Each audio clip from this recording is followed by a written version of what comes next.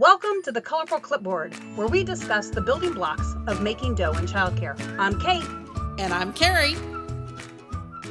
Welcome back to Colorful Clipboard. Carrie and I are so excited to talk to you today, and we're going to talk about a subject that I am sure you all want to know the secrets. Well, I hope there's more than one secret, because I think we need to come up with more than one. So, Carrie, tell me a little bit about why this is such an important issue and so first ways that you've had to deal with it. Yeah, let's first let people know what we want to talk about, which is I hiring. thought you could tell a story. Oh, you want me to tell a story? Well, I can tell a story of a center that reached out to me. They're in a small-ish town outside of a major metroplex, and they're having such a hard time hiring new staff to handle the beginning of the school year, enrollment cycle, that they're thinking about closing their elementary school classrooms. They're a Montessori program that has two pre-primary classrooms, a primary classroom, a lower elementary, and an upper elementary. And they're having such a hard time staffing that they're considering closing 2 classrooms. So staffing is a problem in early childcare post-COVID? Well, it was a problem in Texas pre-COVID also, for slightly different reasons. So in 2019, we were hearing similar stories from directors, right? We were hearing that they couldn't get anybody to come in for interviews. They would do 5 phone screenings and maybe get one person to show up in an interview. But frequently they would have to have 10 people that they invited to come in for an in-person interview to get one person to actually show up, because we were at almost zero unemployment in the state of Texas. And now we're having the same kind of issues, but for a different reason. Like during the height of COVID, in 2020, you could hire people because there were so many people being laid off from retail jobs and food service jobs that were closed because they weren't considered essential and childcare was. So we were able to hire people during that only essential people can work time. But since then, we have all these people who found other ways to make their bills so they didn't need to work for somebody. And we're trying to lure those people out from hiding and to come back into our centers. I love that, getting them out from hiding. Yeah, So, it's like trying to get a cat to come to you. It's like you have to wiggle your fingers just right. So let's talk a little bit about that. So that is a process, right? So when we start talking about staffing, it starts before the interview. It even starts before running any sort of ad. So it starts with knowing what your needs are, both how many hours, what days of the week, and your job descriptions. Yeah, and you the reason we decided to talk about this, other than that this seems to be the perennial issue for our directors right now, is that you were having this at your new job. You guys were needing to hire some teachers, and they had the way they have always staffed it. And you were like, but why do we have to staff it that way? Absolutely. So we traditionally had 2 part-time staff, 2 part-time educators who worked basically 9 to 3. And we don't always need them, and they don't always work 9 to 3. So sometimes we might need them 8 to noon, or we might need them 9 to 4. And so because of the sporadic nature, there are certain populations who this job would not be appealing to. But yet, when I discussed the idea of hiring a whole bunch of people and basically having it be very flexible, where you could work 1 day a week or 3 days a week, depending on what our needs are as an organization. And this out-of-the-box thinking on how to staff this program got the education department very excited, because they often had turnover in this position. This was hardly a position they ever had anybody stay for a whole year. And there were all a variety of different issues. So what were some of the possible ways that you thought of to fill this 30-hour-a-week position that they hadn't thought of before?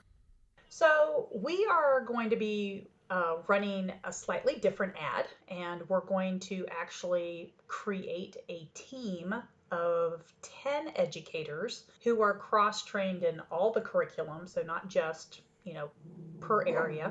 And we are going to have two methods. One would be that they can give us their availability, and we will work to schedule around their availability, as well as looking at our existing programming and giving people the opportunity to take classes that are already scheduled. I was going to say, so back that into what you were saying is the first step is to figure out what you actually need. So what Exactly. did you guys actually need? Yeah, so we needed 2 educators, normally 5 days a week, between the hours of 9 and 3. And we need them from roughly September to the middle of December and the middle of January through the middle of May. And historically, they just hire this as a year-round position, instead of actually looking at it as 2 semester level positions. So we've done 2 things. We've changed it to, we are going to hire you from basically right now, because of everything going on, basically October to the middle of December. And you're welcome to stay on. And then we'll hire again in January for January through mid-May. And that way it's very clear. This particular position is not one that you need in the summer, because in the summer you're offering full-time programs. Is that right?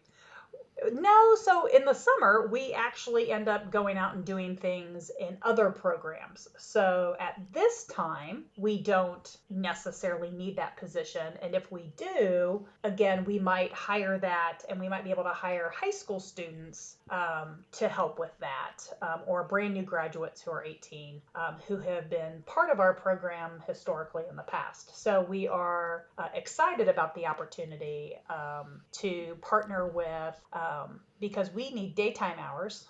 We happen to also be in a building with an organization that does after-school programming. So we are going to reach out and literally run an ad within their staff to see if they have any of their part-time staff who might be interested in picking up a couple of days during the week as part-time staff for us. So I think that kind of thinking about how to rejigger, maybe that's not the right word, but to rearrange a position that had been a 30-hour-a-week position and was 2 people, and now you're like, it's going to be a team of more than 2 people, and we're not going to have the same people all 5 days, all 9 months of the year that we need it. Yeah, I mean, because in where we're located and the programs that we offer, a lot of times, it would be very good for brand new educators or people who are in college, who might be in the College of Education, or stay-at-home moms who are looking to get back into the workforce, or who just want some spending money, and so they want a job that basically works maybe 9 to 2. Oh. And they don't really want to work 5 days a week. So we are going to be able to have options. Yeah, so you've got lots of different applicant pools in that situation. Now, in a traditional early childhood program, there are some downsides to maybe having 10 people for those 60 hours a week, right? So you might not want to take a 2 30-hour shifts and break it down into 10 people in your traditional classroom. But we have seen programs that are like, okay, we have 2 classrooms that we're having a hard time fully staffing. So it's a total of 4 positions. And one of my favorite solutions to that is the hiring 5 people, and everybody works 4 10-hour days or 4 9-hour days. And they all get an extra day off a week. I'm not explaining this one well. Can you explain that version better than what I just did? So when you start thinking about how to staff early child care classrooms, school-age classrooms in an after-school program, or however, it's worth looking at the days of the week that you need coverage and come up with ways to cover that time. So it doesn't have to be 5 8-hour shifts. It can be 9-hour shifts, 10-hour shifts. I would never encourage in this industry a 12-hour shift, even though, most childcare programs are open almost 12 hours. But I wouldn't do that to your Yeah. staff. Well, I mean, nurses and doctors have to do that, but they get paid a little bit differently. um, Yeah, but you never know. You might throw it out at your staff. You might have staff who have firefighter spouses or something who might love the idea of working 3 12-hour shifts. yeah. So, I mean, I wouldn't rule it out. You have to look at what your community is doing and the type of people who are available for you to hire. I remember one time that I thought was just really interesting, but it worked out really, really well for Carrie. She actually had a staff person who wanted the middle of the day every day off. Her kids were part of the after school program. And so she came in at, what was it, like 10 or 11 and worked for a few hours, then took time off, or she opened. I don't remember exactly. What was her shift? Well, I've done it a couple different times, but it's usually they're a mid-morning person, so they come in, 8:30. They work until nap time starts, or they work until lunch. One of those two. So sometimes they leave once they get the kids sitting down for lunch, and the next person comes in, and that person gets kids down for nap and goes from there. So it has to be it works best with this schedule in a classroom, either an infant classroom or a one nap a day classroom. And that teacher is gone for 2 or 3 hours in the middle of the day. So they come back at 3:00 and they're there from 3 to close. And I love that shift. And as a mom, it makes a lot of sense to me. I was like, I don't know why every mother on our staff is not wanting this shift, because you get some time during daylight hours to deal with your own personal things. And you can have lunch, you can pick your kids up from school and take them home and if they're of the age and mentality to be at home by themselves, or you can hang out by yourself. You can get a manicure. You can just read a book. You can go to the doctor's office without them. You can go to the doctor's office, dentist's office, take care of any personal errands. But it's also, I have to say, when I was a mom of 2 elementary school children, they would have after school activities that needed my presence. So I didn't have mental space or time to myself in the afternoons after work, or in the evenings after work, because we're going to soccer or track and field or coach pitch, not t-ball, coach pitch, or dance, or theater classes. And so, my kids didn't have all of those at any time, but they usually had one sport and one other extracurricular, or 2, because frequently it was Girl Scouts, sports, and acting, or Girl Scouts, sports, and choir. And that means I don't have a whole lot of time in the evening to just be Carrie. I had to be, my girl's mother, my husband's spouse. I didn't have time to just be me. So I thought it was a brilliant schedule, and I think everybody should do it when they're, dealing with that kind of shenanigans. But not everybody agrees with me. Other people are like, no, I want to get off at 2:00, pick up my kids from school, and hang out at home with them. To which I'm like, more power to you guys. That works for you. Because I didn't want to go from working in a classroom to straight into working with my kids. I needed a break. Other people are like, I don't want to come to work before 10 o'clock in the morning. Like my dad's teaching position at UT, a little different than early childhood, but he asked the dean when he got hired, what do I have to do to not have any classes before 10 a.m.? And that's how he structured his classes. Structured his work was around not having to come to work before 10 a.m. And I think people think of all of these, things that their potential staff are asking for as a pain in the neck, but I'd rather look at it as an opportunity to only pay for what I actually need. That's exactly what I was about to say, Carrie, because I think one of the things that we get stuck in as owners, managers, is we try to figure out how to make staffing as simple as possible. And I get, and I totally understand why. However, if you have high turnover, or you can't fill positions, or people don't seem to be excited to be at work, have the conversations, look at when you need staff. You might find out that you have several people on staff who would love to have a longer day with a break in the middle, because most programs are usually overstaffed during nap time. I think that's true. And also, I think so. The first place I ever worked was a program inside of my high school. And so no shift went past 3 o'clock. A lot of preschools are over at 3 o'clock. A lot of Mother's Day outs are over at 3 o'clock. But we had quality program, but only one of the staff people in each classroom was consistent Monday through Friday. All of the assistants rotated in. So we would have different assistants different days. And the kids were fine. And I think that's another thing that we get caught up in, is thinking that everybody in the classroom has to be the same every day. And I think the lead teacher has to be consistent.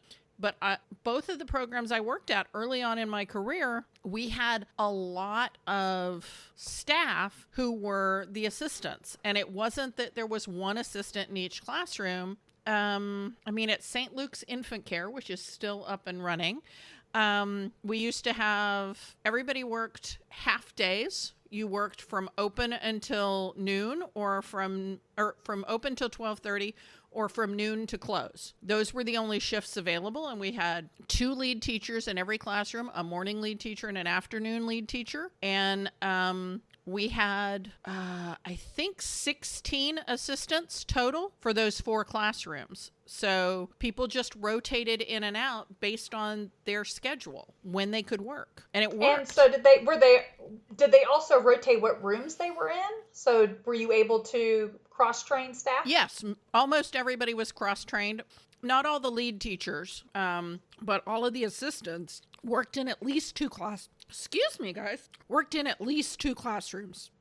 So I think that's really, really important. So being able to have flexible staff, a flexible schedule, we are finding, and the more we talk to directors and our own personal experiences, the current workforce that you would be targeting most likely in your community is going to look for flexibility. And so again, we are in a situation when we're trying to find staff that we're competing against other businesses that are more flexible or have better benefits, or something unique that they want. And so if it's more time off, even if it's not paid, if it is a more flexible schedule, why would somebody want to come work at your center instead of being a favor driver or an Uber driver? What do you have that job doesn't have?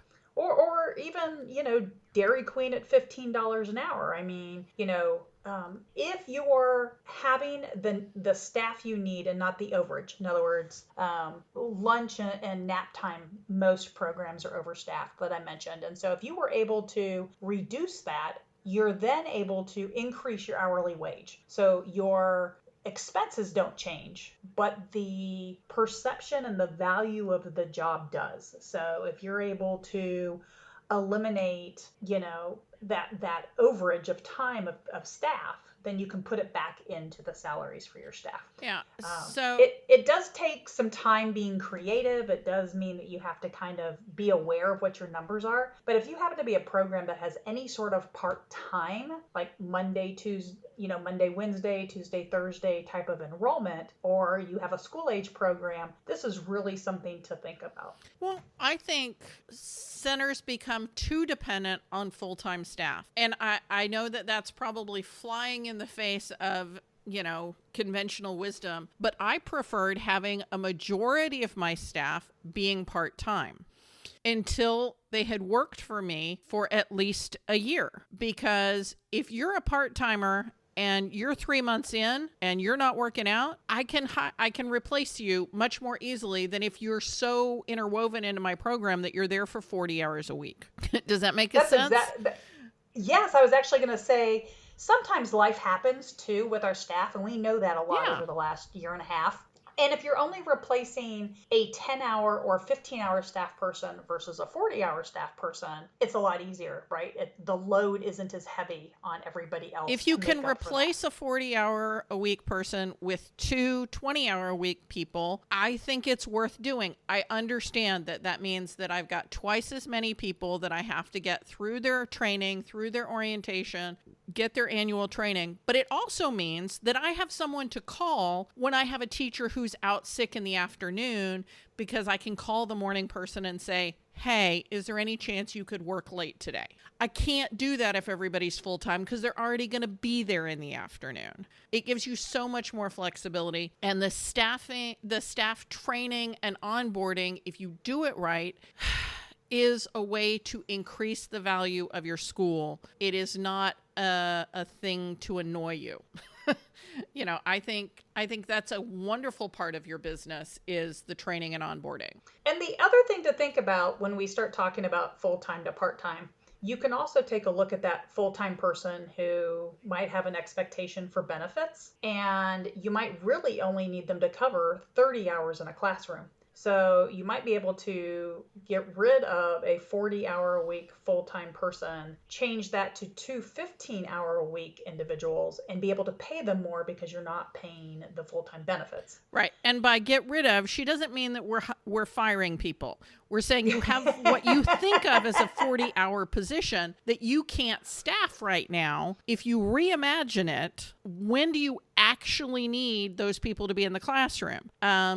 I am a big fan of having extra staff at the very beginning of the day for welcoming parents, etc. So having a second, another person in the administrative team that comes in early and then they go away and then they're your after school person or something like that.